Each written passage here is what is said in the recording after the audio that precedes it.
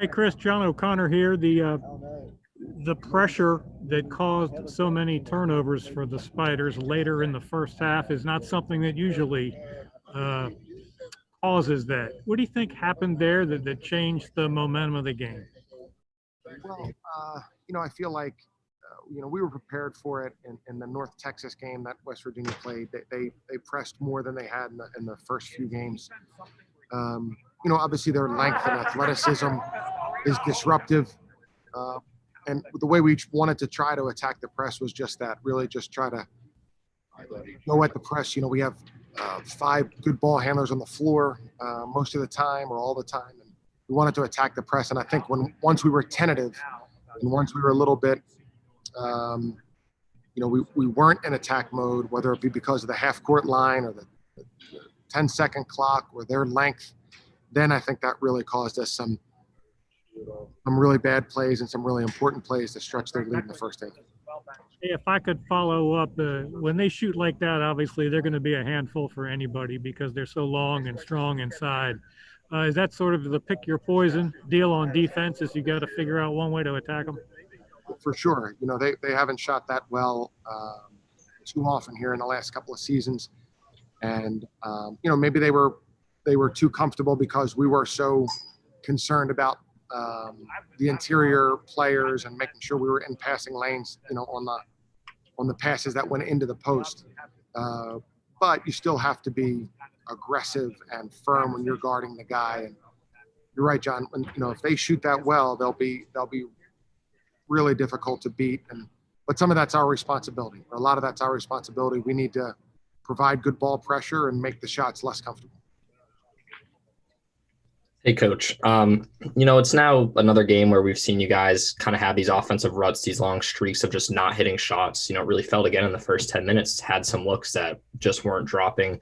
What adjustments do you guys need to do, whether it's finding a guy or just switching something up to get out of these ruts and find a little bit more consistency, in the shot making area? Yeah, I think number one, we have guys who can make shots. We need to continue to give them those opportunities and give them better opportunities by running the best offense we can. The other thing is, scoring in the post has always been something we've emphasized and have been good at. That puts less pressure on guys making longer shots. And, that gives you an opportunity to get at the free throw line. It gives you an opportunity to take the pressure off of your offense and and the shooter. So I think just trying to do what we're doing a little bit better.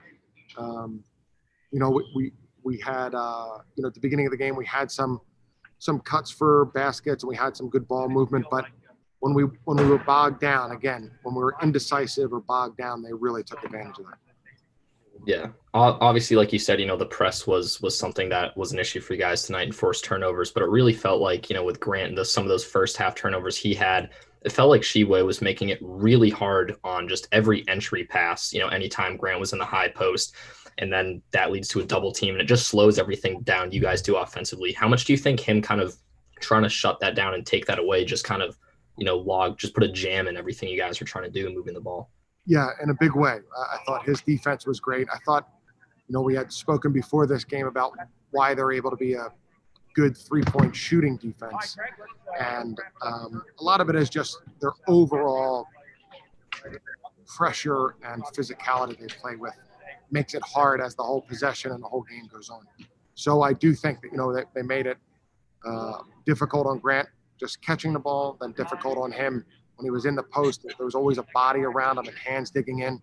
And that's hard. Good defense and hard. I think a couple of times we just needed to throw the ball to Grant, throw it back and keep moving, because maybe the second time around there's a little bit less pressure, a little bit less physicality, just because the ball's moved around, the players have moved around a little bit, and then you're deeper into the clock and it's a little bit easier to come up with the catch or to go make a post move, and the lane's not quite as crowded. Coach, could you speak to the schedule adjustment, the addition of Loyola and Indy, and is the Indy part a big part of that? In that, obviously, that's where the NCAA tournament's going to be held. Was that a factor at all? That was part of it, John. Since we have games available here and we don't have quite as many dates as we'd like, but with the Duquesne, it was going to be difficult for Duquesne in terms of their non-conference scheduling, now they're actually shut down. So I had talked to Porter Moser, and he had to be playing at Indy, with a connection with the arena or whatever. And the other reason that it helps is nobody has to return it next year. So you're trying to patch these games together. You don't want to tax your next year's schedule, if you don't have to. So to be able to play a neutral court game, it is where some of the NCAA tournament games are going to be, I believe.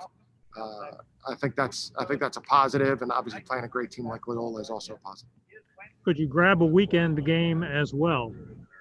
So we're really looking at that, John. So if once we play Loyola, that if all these games happen, we would have 8 non-conference games. We'd still have the opportunity to play one more. I don't know how much non-conference scheduling will go on once every school's into their conference season.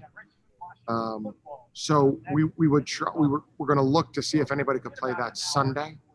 But if they can't, or if we can't find that, we're comfortable. If we could finish out and play all 8.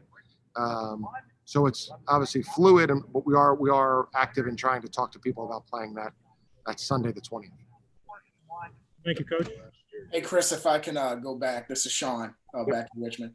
If I can go back to the game real quick, outside of their shooting, speaking of West Virginia, was there anything that maybe caught you and the team by surprise with what West Virginia did against you?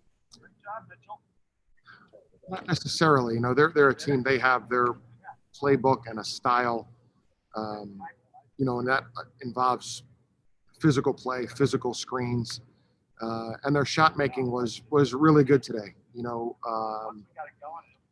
They made 8 out of 14 threes, and that's uncommon. And again, that's our responsibility.